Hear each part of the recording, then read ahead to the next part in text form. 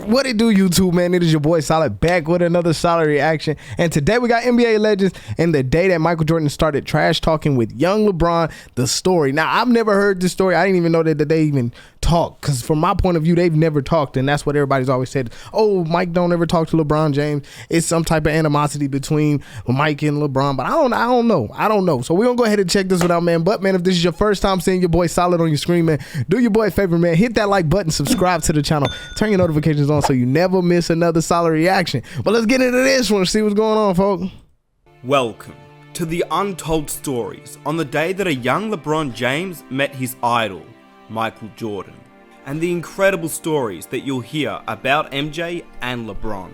This video is the complete story of all the players that were involved within this day, from Jordan to LeBron, Ron Artest, Jamal Crawford, Antoine Walker, Charles Oakley. Each player details a story remembering this day. So I won't keep you waiting. All that I'll ask is that if you enjoy these videos, please hit that like button. I'm already This subbed, video baby. in particular took me hours upon hours to edit and produce for you guys, so I'd greatly appreciate it if you guys could hit that like button. I know this is a big ask, but let's aim for 23,000 likes. Dang, LeBron James, Michael Jordan, the number 23, that would be incredible. All right, let's if go you are for new, it. hit that subscribe button. I get 2,300. I get 2,300 likes. I'll be happy with it. Also, a special mention to these channels. All the links of the full videos will be down below in the description. And I hope you guys enjoy. Here we go. Was there when you're a kid, who did you look up to? Who was in your mind your game you were playing?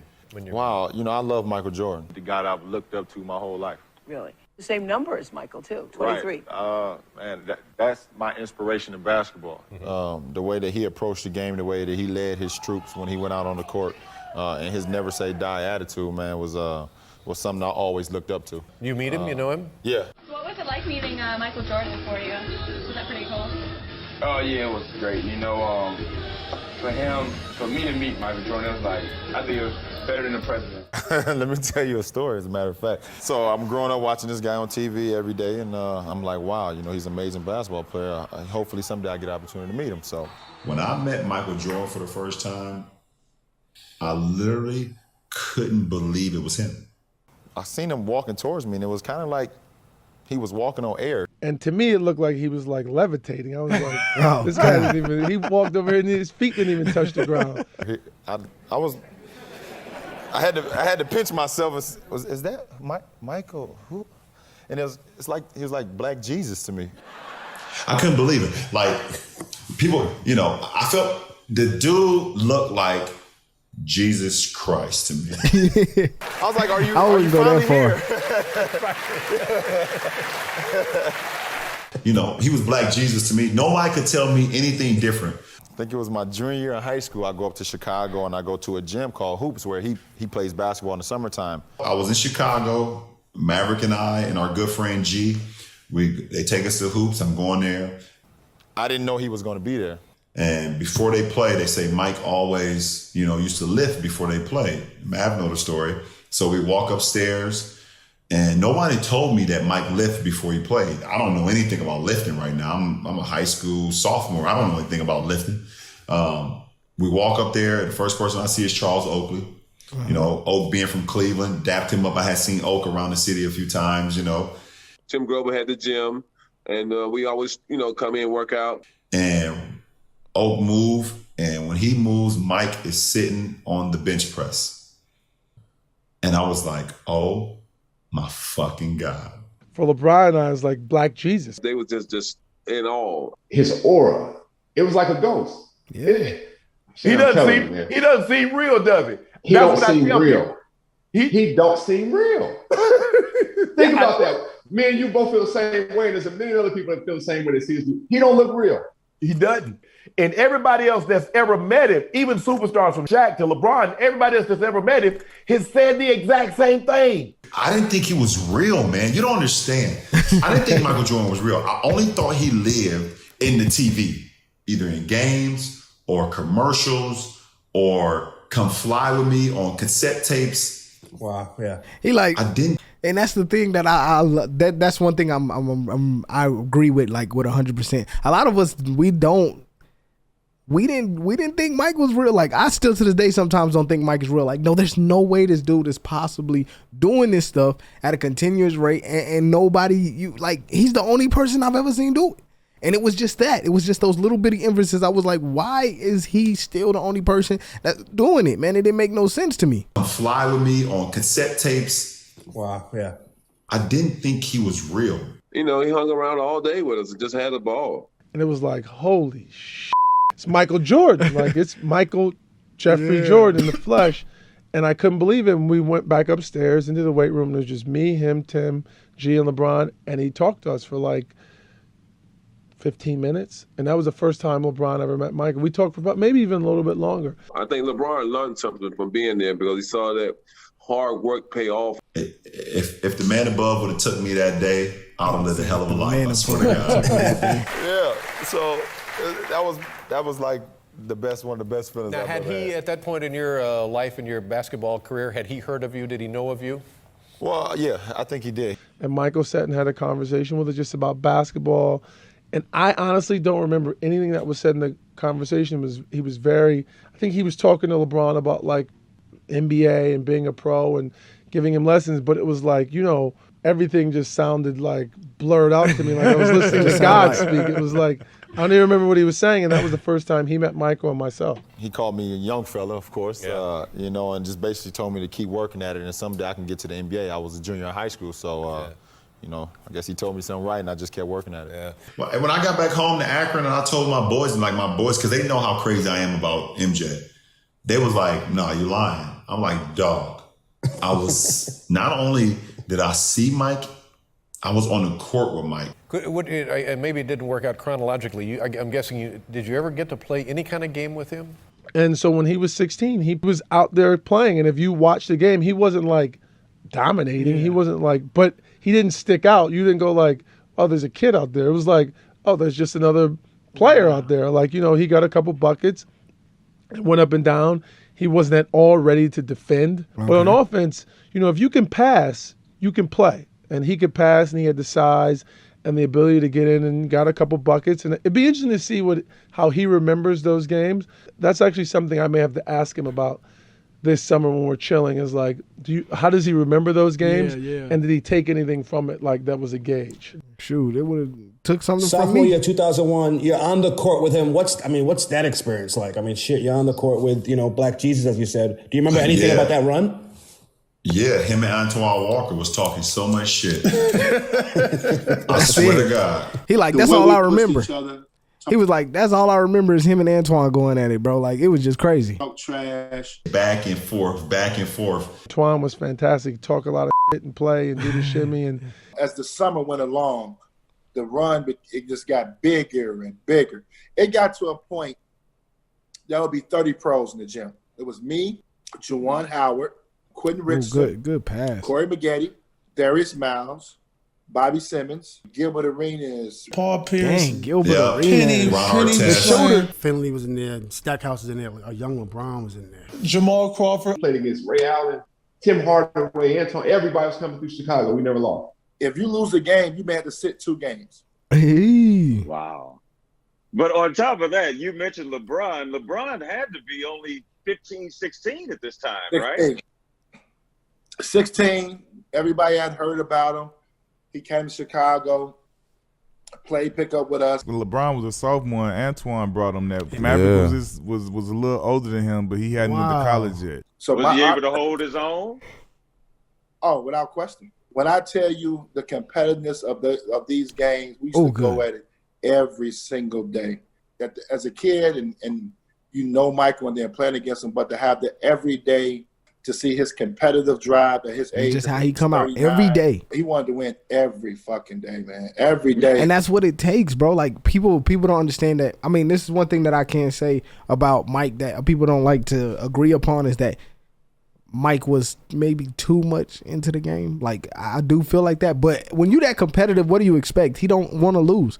He don't want to go home and feel like I left something on the court, and that's what Mike did. He just always came out and showed out, and that's what it was. He was just, it's something different. I remember one time he came out there and some dude was talking trash. Yeah, Michael, I'm doing this. I'm doing this now, and sound like I'm making as a player. player he's on max contract. I'm getting my Ferraris now. I'm doing this. You got a new Ferrari, and you showed up, and you were pretty happy about it. What all went down with that story? One time, I came and I told had you a drop top Bentley. So I told you. I mean, everybody knows. I mean, you got 30 pros at the gym. Half of them, more than half, live in Chicago. You know that parking lot was lit up. You know it was a car show. Yeah. You know it was a car show. So it was just one of those days. I got the Bentley. You know, after we get through with the gym, like I said, we all hanging out. He sees my car. He gave me some compliments. He was like, "Okay, that's nice." He was like, "You know what? I'm gonna drive something every day for you." And they say, "Yeah, well, now I get mine. They give it to me free just to drive it. I'm gonna drive a different Ferrari every day for you now." He drove a Ferrari, different Ferrari, 5 days with the matching sweatsuit. With the matching sweatsuit, man. He had on, this is a true story, Shannon. He had on a yellow Jordan outfit. He had on some black, white, and yellow Jordans that probably still ain't out. And outside, he had a yellow Ferrari to match. So he just was, his whole thinking was just on a whole different plateau. And, you know, for me, when I got the opportunity, they didn't let me play for like the first hour. You know, because I'm like, the young guy I'm had 16. To sit there. Yeah, young guy. I'm sitting there just waiting my turn. And to be honest, I didn't even think I would even get the opportunity to play. And the only reason I played is because the guys that was in the league, you know, after an hour, some of them niggas get tired. They're like, you know what, I'm done with this shit. I'm done with this shit. Hey, young fella, hey, we need a fifth. You want to play? And a young LeBron was in there. He was killing. LeBron was 15 years old, just like killing. He was 15? Yeah, 15. He was just like, this kid was killing. He was playing very well. So that's why I he gave him a was there. forearm on fast break. He was coming, he was cooking. He couldn't. Nobody can guard him. LeBron James. At all. They couldn't guard him. I'm like, I'm getting embarrassed. He's embarrassing us. So he's coming down full speed. LeBron James. Boom! I lay him on the floor. He get up and start cooking more. He's just tough. He was about 225 at that time. Dang, but Jesus Christ, tough. You know, so for me to be on the court, you know, at 16 years old, sophomore in high school with, you know, my favorite player of all time, man, it was like, this can't be real, man. If you pinch me, man, I was like, please, I hope I don't wake up. Yeah, I remember that game. It was a point in that game in which you elbowed Jordan in the ribs.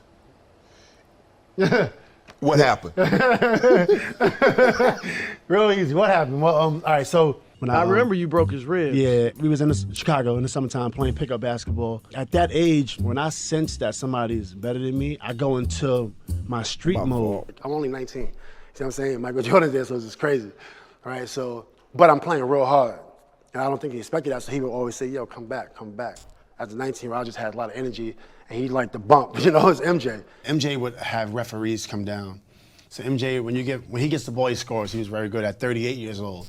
So I tried to, he's still amazing. And I was 19 or 20. So I was trying to deny him. Michael posted me up. You can't let Michael get the ball. At this point, he's the best player in the league. Immediately, I'm like, I don't give a rat's ass. He's just as crazy as I am. He scored every single time. And I got tired of him scoring. So he was holding me, and I knew if I let him touch the ball, he's going to score. So I cannot let him touch it. And then as I tried to move his arm, because he held me, he wanted this position. I'm like, nah, you can't have this position. You know what I'm saying? So when I was trying to deny him and get his arm out the way, my elbow hit him in the ribs. And then his ribs cracked. So it wasn't It's like, nah, nigga. You know? You cracked. It just, you know. And that was like one of the worst days of my life as a basketball player. He went down and they... No, he didn't go down. Jordan's crazy. I hit him in the ribs. He holds his ribs. He was like this, and he got the ball. But the crazy thing was after he went, after he did that, he came down. He takes about 5 seconds, then it's his ball. Crossover free throw. Free throw line. Ends the game on the jumper. Bang, right, game over, and then he walked off. Mike hit a game winner in the game, just like Bron said, with the foul. Yep. Same Utah foul in the pickup. Same thing. It was like, game over, MJ. And was like, yeah, that's why they pay me $33 million to do this. That's why they pay me $33 million. I'll never forget that. He gonna talk trash. That's in him. That's in his DNA. He can't help that. He gonna, right? Right. And went off like this. And I'm like, damn, MJ is nice. And then the next day, I found out he broke his ribs. And then I got the call the next day. Actually, in the media, it said, Ron Artest punched Michael Jordan. That's what said the next day. Wow. It said, Ron Artest punched Michael Jordan and broke his ribs. Yeah. I broke his ribs, averaging 25. He was been averaging 35. He's out 3 months. So he was cooking everybody. And it was something that I was very, I regret to this day because he averaged 25 points that year, and he had to take off 3 months. When I seen him play that summer, I'm like, wow, MJ's gonna average 35 points because he was killing everyone. At that time, MJ was killing. So when I broke his, I mean, that's an NBA legend, and saying like, look, man, I messed up. I think even with the Wizards, he could have averaged 35 points. What? That's crazy. That's crazy.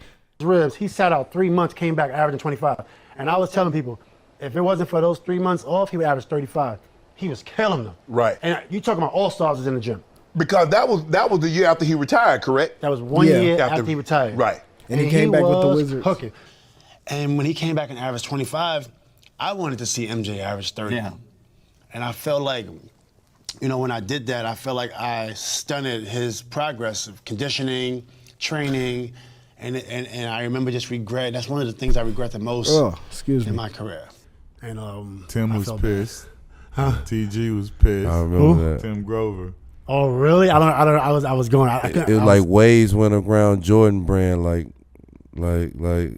going crazy. Like Mike hurt because you broke his ribs. Wow. How was he after it happened? Was he immense or was he pissed off at it? Well, I was upset for a couple of days. I didn't go back to play the next day. I was kind of upset. So I was sad for 2 days. Right? I was in my house. I lived in downtown Chicago, and I couldn't get up out the bed thinking about Mike. Right? Dang. Mike, and he heard about this. I was talking to my agent, and then Mike called me, yo.